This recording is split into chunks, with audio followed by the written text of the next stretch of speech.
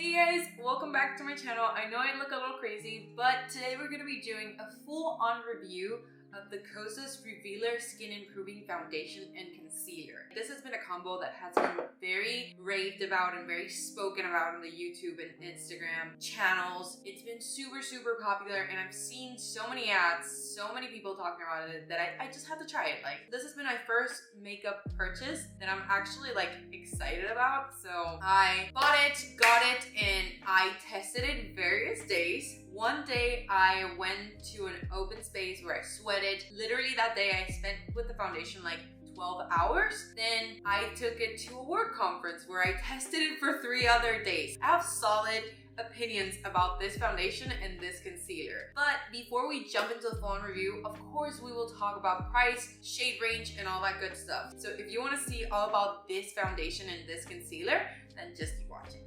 Okay, so first we're going to talk about the Kosas Revealer Foundation. Now, reading off the Sephora website, it is described as a clean, skin-improving, medium coverage SPF 25 foundation in treatment with hyaluronic acid, niacinamide, peptide, squalene, vitamin B5, arnica, and caffeine. All the stuff that I love. I'm typically more on the light coverage, but I was open to it with a medium foundation. It's still up around my alley, and the foundation costs $42, bringing 1 fluid ounce. It has a range of 38 skin tones, which, looking into the website, I think it's pretty good, but it could be better. So when it comes to the fairer sides, there are around 15 different tonalities. Same for the medium, but when it comes to the darker shades, it cuts halfway. So I feel like they definitely could have had like 5-6 more shades to include more of that deep, rich skin tone. But it's not bad to be launching that one. I know that they're not the biggest makeup brand. To launch, it's a good start, but definitely could have added a few more shades to make it as inclusive as possible. Now, I love this packaging. It's so beautiful. There's no other packaging that gets me more than this matte, hand-see, kind of like translucent packaging. It's just my favorite. I just feel like it looks and feels so luxurious. Something I like as well is the fact that it brings an expiration date. It actually lets me know that this has products that eventually like cease to bring the best out of the foundation. So I know for a fact that by July 2023, I have to get off this foundation. Mind you, I do have older foundations than a year, but I love the fact that this lets me know when it's no longer good for my skin. One thing I needed to mention before I jumped into the concealer is that I love the Kosas Instagram ads because they show people doing their makeup. Their website ads, I have an issue with it because it's just so not realistic at all.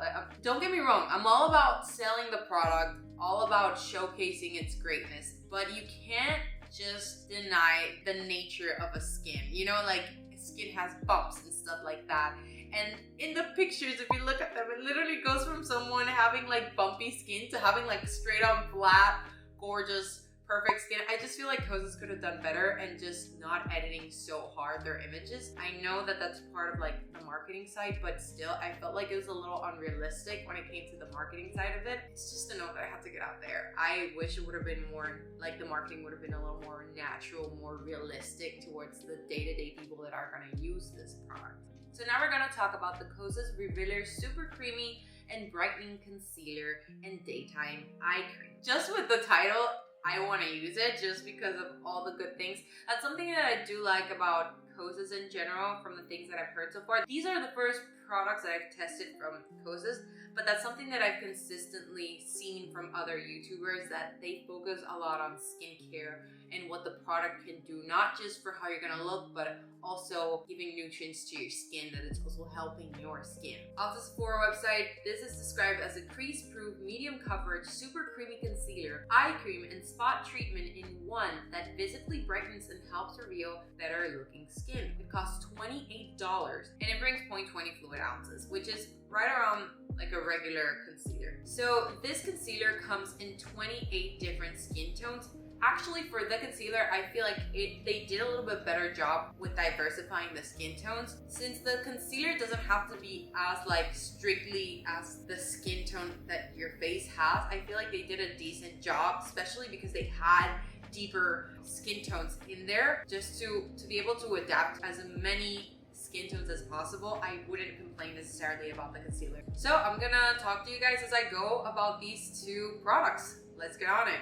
Okay, so I'm gonna go with foundation first. On the outer skirts of my face, this foundation looks amazing. And when you actually first put it on, it's delicious. This foundation goes right into your skin, melts, looks beautiful. Even when I first tested out, I was amazed by it, which is why I took it to the conference. There was definitely the reason why I decided to take it. It's because it looked so good and it wore so well during the day that I went out that I decided to take it with me. Here's the thing, I'm not a big fan of coverage. Coverage isn't necessarily the thing that is going to guide me to buy a foundation or not. The biggest thing is how my skin, how the texture will look, how fresh my skin will feel and will look after I have it on.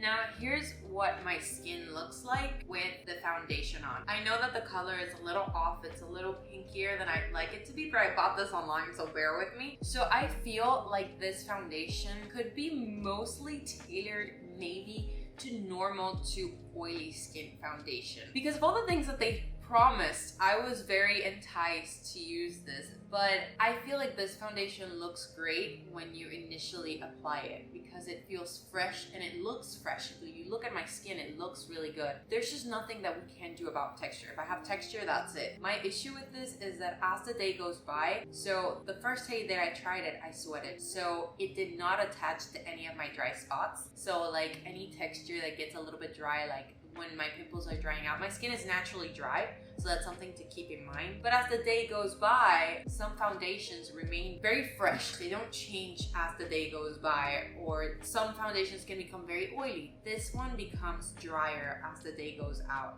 So for me, in the initial hours of wearing this foundation, I was in love. I felt like it just looked amazing on my skin. My skin absorbed it really well, and it just looks like it's my skin, but perfect, as you can see. But as the day went by, my drier spots, my smile line, especially around the eyebrows, it just started to like lift from my face and just like look very on top of the skin. The only thing drives me crazier than attaching to my dry spots is that it highlights my freaking pores. Again, this is me being super picky because I've tested so many foundations that I feel like can't do the job, so why am I gonna spend 40 bucks on a foundation that's gonna highlight my pores, especially around here. It's my main problem area, and that's gonna highlight the dryness around my mouth. When it comes to the outer skirts of my face, perfect, looks amazing. And I don't know if it's because it gets oilier, drier. Honestly, I've been like obsessing about this because I used it on a day where I sweated and I used it on a day that I was like my face was extra dry, and both days after a reasonable amount of time, so like 4 hours, which is honestly not that long because you can spend 6, 8 hours, 10 hours out of your house. Everything around here started to just like highlighting all of my pores right there. Like you could see the texture. And around here, so this foundation is definitely a no-go for me. What I did to work around it is that I didn't apply any product around here. Since I don't have much to cover, I would honestly give this foundation a 6 out of 10 for dry skin. Maybe if I use a pore filling primer underneath here, I can make it work, but for $40, I don't want to make a foundation work. I want the foundation to work for me.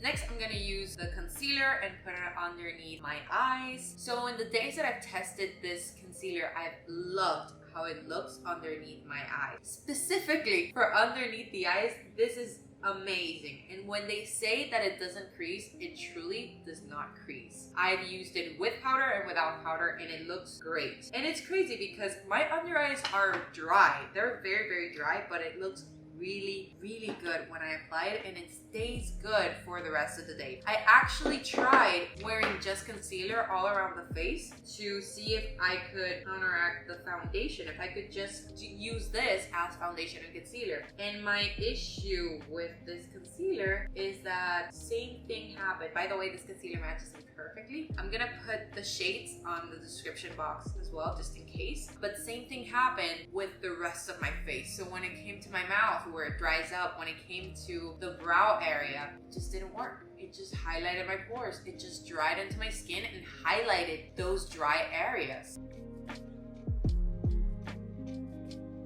kid you not, it remains like this all freaking day and it looks so good. They remain hydrated, they remain covered, and they don't crease at all, in the least. My under eyes look exactly like this. I'd honestly give this concealer, I know that they do market the concealer to be specifically as an eye cream and spot treatment. As a spot treatment, I don't know how I feel about it, because if the spot is dry, then what are we gonna do with the spot? The concealer, I definitely give it a solid 8 out of 10 because it does work perfectly well underneath the eyes. It just looks amazing, and it stays amazing for hours and hours and hours. I'm actually gonna post a couple pictures here of what my skin looked like after the first day of using the foundation. Definitely the first impression looked really well, especially after 10 hours. It looked really, really well, but I just noticed that for the long run, it's just not for me.